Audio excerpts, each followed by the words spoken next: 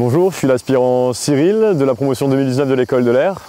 Avant de rentrer à l'école de l'air, j'ai fait un bac S sciences de l'ingénieur, à l'issue duquel j'ai voulu passer les sélections pour faire pilote avec les EOPN.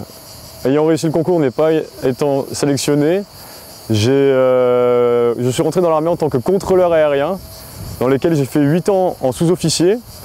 Au bout de mes 8 ans, j'ai décidé de passer le concours de l'école de l'air de sous-officier pour la passerelle officier. Et je suis ici aujourd'hui pour vous présenter l'aspect.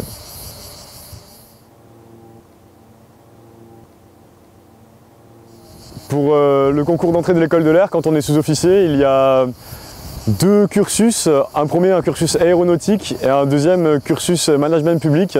Donc moi, j'ai passé le concours en management public. Ce cursus comprend plusieurs épreuves.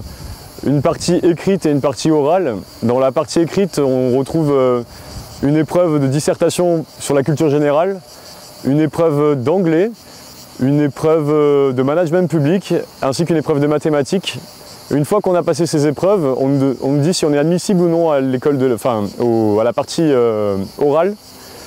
Quand on est admissible à la partie orale, donc avant on allait sur la base de Salon de Provence passer les épreuves sportives, faire un entretien avec le général et un entretien d'anglais à l'oral. Le planning en première année est assez dense. Il faut vraiment jongler entre les différentes parties. Donc il y a la partie académique, la partie militaire et aussi la partie sportive. Donc la partie académique comprend tout ce qui va être nos cours en général, qui font partie de la licence qu'on passe. La partie militaire, ça va être vraiment des parties où on va être bloqué sur une semaine. On va dormir dans des camps, en tente, où on va apprendre tous les régiments de l'armée. Et ensuite, la partie sportive, il faut savoir qu'à l'école de l'air, on rejoint une équipe quand on arrive, où on fait le côté sport compétition. Donc chacun choisit son sport compétition et s'entraîne avec son équipe afin de pouvoir faire le tournoi des grandes écoles en fin d'année.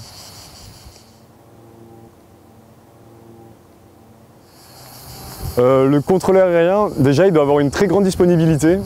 Parce que c'est vrai, ayant été sous-off du coup dans ce métier, des fois on arrive à 8 h du matin, normalement on devrait se terminer à 17 h, mais souvent il y a les vols de nuit. Et donc il faut savoir expliquer à sa famille ou à son entourage tout simplement que voilà, aujourd'hui on ne rentrera pas à 17 h parce qu'il y a un vol de nuit qui s'est programmé et donc ça sera plutôt 21 h, 22 h. Donc ça demande vraiment beaucoup de disponibilité au final. Et ensuite, il faut vraiment savoir s'adapter tout le temps parce que le métier n'est jamais le même chaque jour. Chaque jour quand on monte, la situation sera différente dans le ciel. Chaque jour, les missions seront différentes.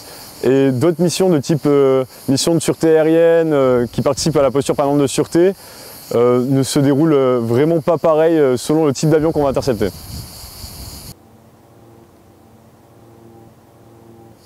Alors c'est vrai que pour la suite, je rêve d'aller à l'AWACS.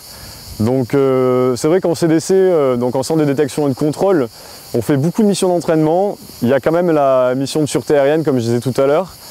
Mais à l'AWACS, ce sera vraiment des missions, ce sera les contrôleurs embarqués, donc tout ce qui va être mission vraiment opérationnelle, au cœur des opérations au-dessus du territoire, que ce soit national, avec par exemple les dispositifs particuliers de sûreté aérienne, ou aussi des autres territoires avec par exemple la frappe Hamilton qui avait été faite il n'y a pas si longtemps.